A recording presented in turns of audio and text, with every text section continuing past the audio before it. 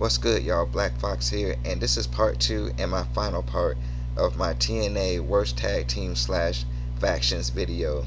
Like I said in part 1, which I encourage y'all to go check that out if you haven't, I only watched TNA from 2005 to 2013.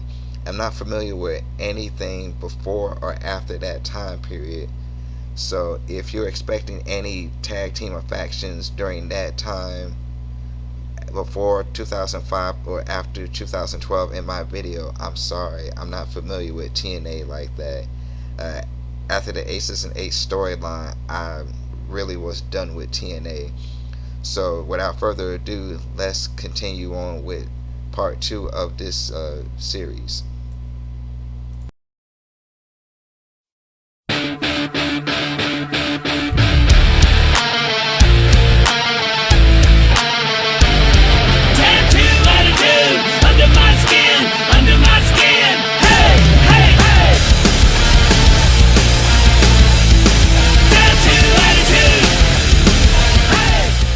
From May 2010 to December 2011, the team of Inc. Inc. consisted of Shannon Moore, Jesse Neal, and their valet Toxin, who most indie wrestling fans would know as Christina Von Eerie. As a team, they never won any tag titles. Inc. Inc. to me, they was just a very unmemorable tag team. I know they had a look to them.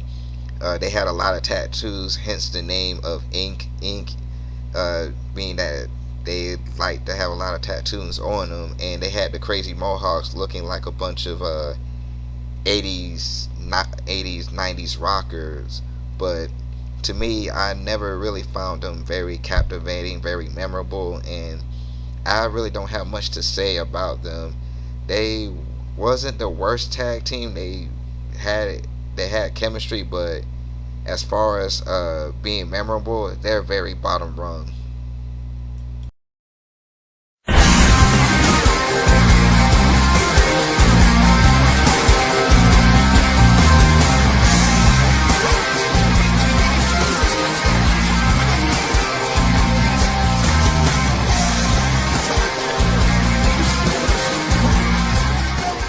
From January 2010 to around October 2010, the band consisted of Kevin Nash, Scott Hall, Six Pac, also known as Sean Waltman, Eric Young. That was the first incarnation. The second incarnation consisted of Kevin Nash, Sting, and D'Angelo Dinero. During the time of the band that was a group, they did win the World Tag Team titles. Kevin Nash and Scott Hall won them, and then they include Eric Young as part of the Freebird rule. Excuse me. Now with the band, this was just another excuse to have another NWO type reunion thing. This was 2010. I mean, I'm pretty sure, I know fans love a good nostalgia pop once in a while, but TNA is known to have so many blatant NWO type reunion factions, and this was no different. This was a boring faction. I don't remember them too much vaguely because they was just another NWO reunion faction. Didn't really care for them. Didn't care about Kevin Nash and Scott Hall being in TNA in 2010. I mean, they were there previously before. I remember Kevin Nash being part of the Paparazzi Productions and him helping the X Division, and that was pretty fun during that time in 2006, 2007. But 2010, him and Scott Hall and X-Pac reforming the NWO-ish type stable, unnecessary and unneeded. Fans didn't care. I definitely didn't care. Even though they won the tag titles, didn't care. Adding Eric Young wasn't helpful at all. Second incarnation, I really don't even remember at all. I didn't even know Kevin Nash and Sting and D'Angelo Dinero teamed up to form the band again. So this was just a waste of time, everybody's time. 2010 was just a crappy year for TNA. Period.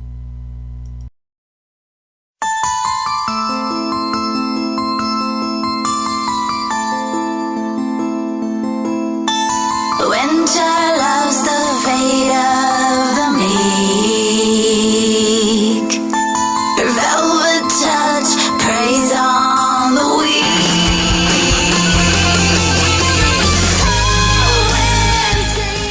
The tag team of Angelina Love and Winter started in October 2010 and ended around mid 2012 when Winter left the company.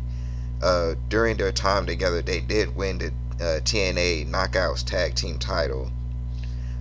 This team I really never clicked with. I never really found this team interesting.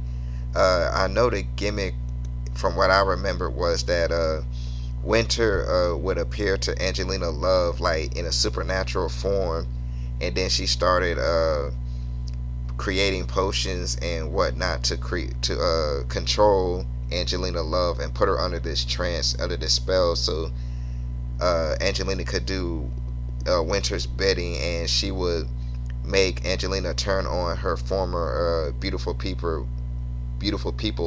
partner, Velvet Sky. Was just really not feeling that whole storyline. Like it was just too supernatural-ish on my part.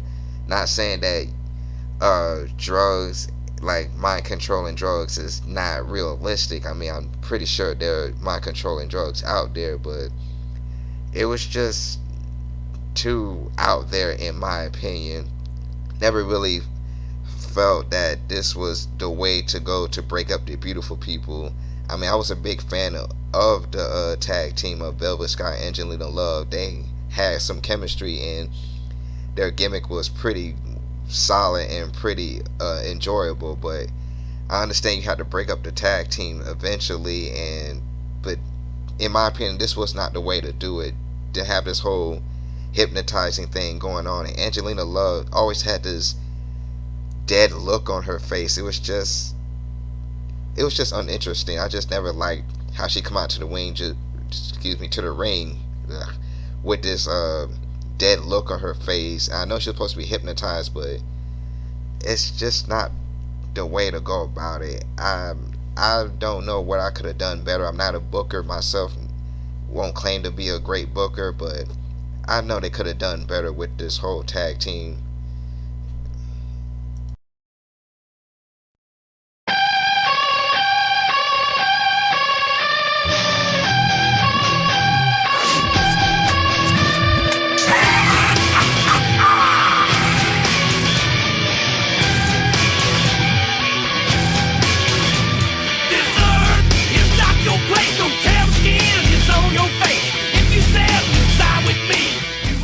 From February 2005 to October 2006, the stable Planet Jarrett consisted of the leader Jeff Jarrett, Abyss, Father James Mitchell, the tag team America's Most Wanted, the alpha male Monty Brown, all of Team Canada, Kip James, Gail Kim, Alex Shelley, Jackie Gator, and Scott Steiner. Now, this was just a very huge, overblown stable of heel wrestlers, all doing the bidding of Jeff Jarrett to help him keep the NWA World Title. Never liked this stable. I mean, I like Jeff Jarrett as a heel. He's always been a good heel. I know people always want to say that he broke 1,000 guitars and never drew a dime. I mean, whatever you want to say about that, that's fine, but he's always been a good heel in my opinion. But this was so overblown. This was too many people just trying to protect one guy, and this stable pissed me off mainly because they took a great wrestler in Monty Brown and just made him part of this stable, which he really didn't need to be. He was in a good feud with Jeff Jarrett, always wanted to face Jeff Jarrett for the title, but instead of him like beating Jeff Jarrett for the title, they made him join Jeff Jarrett twice. How do you join a stable twice? I mean, I know that the Giant did it in NWO, and it was stupid back then as it was in this situation. You take all these characters, all these wrestlers. I understand having a few of them, but you have like 10 or 11 wrestlers all in this big stable just protecting this one guy. I mean, you had Team Canada, for crying out loud. They were a great heel stable on their own. They didn't need to be part of this whole Planet Jarrett thing. I understand Abyss. I understand America's Most Wanted. I even understand Kip James and Gail Kim being part of it, but it was just way overblown. You took a guy like Monty Brown, who was over with the crowd, who wanted to see Monty Brown be the NWA World Champion, and align him with Jeff Jarrett. Like I said, not once but twice, which was stupid. I understand Scott Steiner being part of this group. Jeff Jarrett brought him in because they used to be in WCW together.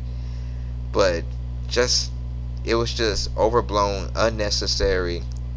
It was just ridiculous how Jeff Jarrett booked himself to be so protected with all these characters around him, trying to keep him being the NWA World Champion. It it was just another.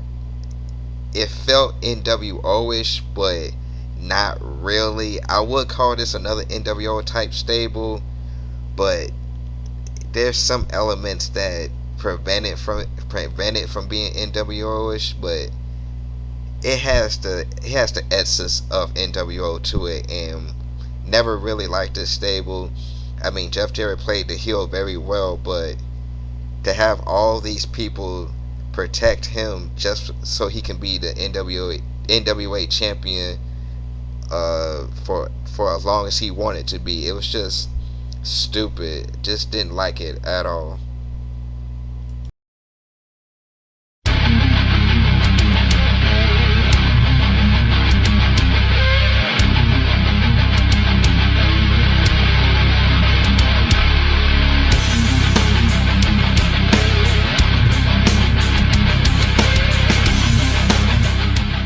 From July 2010 to January 2011, the faction Eevee 2.0 consisted of a various number of original ECW wrestlers. Mick Foley and Tommy Dreamer were the co-leaders, and a few members of Eevee 2.0 included the Dudley Boys, Raven, Rhino, Rob Van Dam, Sabu, Sandman, Stevie Richards, Taz, Little Guido, I believe, and a few others that I'm not going to talk about. But basically, it was just an ECW Originals reunion. And once again, TNA is all about the nostalgia pop of having these past wrestlers and past factions coming together and come into TNA one more time to get a nostalgia pop for the fans. They already did this in WWE with the whole ECW Originals versus the New Breed type thing, and then they brought it again to TNA to have Eevee 2.0. I never watched ECW growing up. I respect the wrestlers and what they put their bodies on the line for, but did we really need another ECW reunion? WWE did it first. They did it multiple times. TNA didn't need to do the same thing. It advanced nothing. It didn't help the ECW Originals. Eevee 2.0 just fought against Fortune and Immortal, which was boring in its own right. So Eevee 2.0 just another wasted faction, and I really don't want to talk about this for too long because it is what it is. Just another ECW original faction. Didn't care about it. I don't think the fans really cared about it too much because they seen it before in WWE.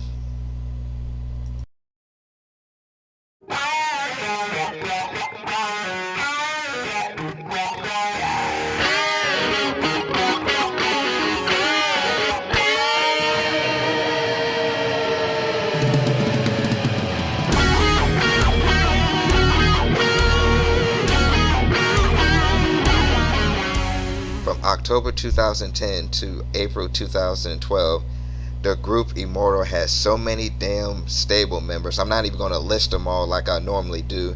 All you have to know is Hulk Hogan and Eric Bischoff was in charge like they was with NWO. And I have to say again, another damn NWO stable. Come on, TNA. How many times are you going to fucking do an NWO type stable in this company? We get it. NWO was a great faction back in the mid 90s. It was a great stable. It helped put wrestling on the map. It helped WCW greatly. But come on, NWO stable again. This was like maybe the third or fourth one y'all did in fucking history. I just couldn't stand it anymore. I saw this group, I was like, damn it, another NWO type stable. It had so many members, it was just ridiculous. You had Abyss in there, you had Scott Steiner, you had Ric Flair, various other members. Nobody cared. Everybody wanted to see this group go away, and then we had the infamous Victory Road 2011 situation with Jeff Hardy and Sting. That should have killed the group right there, but apparently it kept chugging along until 2012 when it finally died out. I didn't like this group. Nobody liked this group because it was another NWO stable in TNA, and we need to let this concept die of rehashing NWO type stables in TNA or any wrestling company for that matter.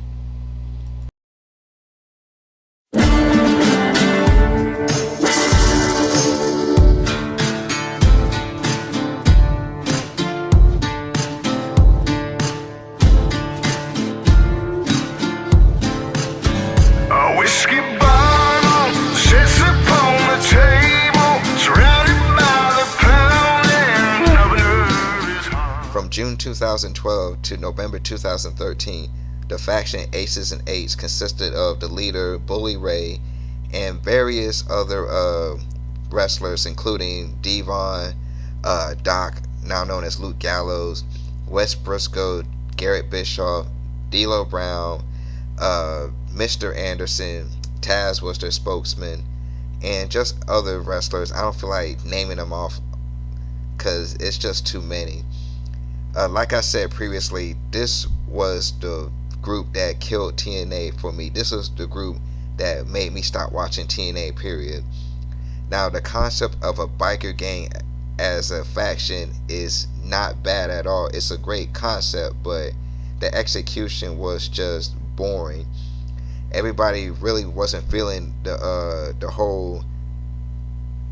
Just I would say people just didn't like the members that was in the group. I mean, they were masked when they first came out. I mean, everybody was intrigued at who was under these masks, and you had to show them who they were eventually. People, I hear people saying, "Oh, they should have kept the mask on." In my opinion, no, that's not. You shouldn't have done that. I mean, eventually you would have to take off the mask because I know they had to win titles at one point. They were apparently trying to take over the company, just like the NWO usually do. There you go with your another NWO type stable. But once the mask came off, people didn't like what they see. They didn't like that Garrett Bischoff, Wes Briscoe, they had Nux in there, D'Lo Brown, and people were just turned off by that. And I felt the same way. It's not, like I said before, it's not that a biker gang was a bad idea, because apparently Eric Bischoff came up with the idea because he's a huge Sons of Anarchy fan, and I'm familiar with that show. It was a great series. I never watched the episode, but I hear people talking about it a lot, and to base your faction off that show wasn't a bad idea. It's just the execution of it. Bully Ray did an excellent job as the leader, the president of Aces and Eights. He got his point across. He was a very believable villain, but the rest of the group, they just didn't live up to par, and I just didn't feel this. I wasn't feeling this group. The last thing I remember about Aces and Eights, and the last thing I remember watching from TNA, was the Aces and Eights funeral that they had, and it was a homage, or it was just like the time where TNA had the Team 3D funeral, where Jeff Jarrett and his group did it back in 2006, where they claimed that they took out TNA. They had this pseudo funeral for Team 3D, and everybody joked around and just mocked Team 3D, and the TNA wrestlers did the same thing when they got rid of Aces and A's. And that was just the last thing I saw before I was just completely done with TNA. I couldn't really watch TNA anymore. So Aces and Ace, I wouldn't say it's the worst faction in TNA history, but if I had to pick a top five, it would definitely be in the top five worst factions in TNA history.